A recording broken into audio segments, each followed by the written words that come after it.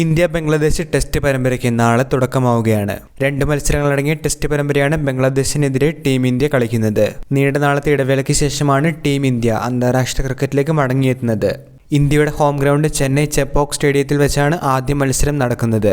ലോക ടെസ്റ്റ് ചാമ്പ്യൻഷിപ്പിനെ സംബന്ധിച്ച് ടീം ഇന്ത്യക്ക് പരമ്പര നേട്ടം അനിവാര്യമാണ്. സീനിയർ താരങ്ങളായ രോഹിത് ശർമ്മ, വിരാട് കോഹ്ലി, ജസ്പ്രീത് ബുംറ, KL രാഹുൽ എന്നീ താരങ്ങൾ ടെസ്റ്റ് ഫോർമാറ്റിലേക്ക് തിരിച്ചെത്തുന്നു എന്നത് തന്നെയാണ് ആദ്യ ടെസ്റ്റിന്റെ സവിശേഷത.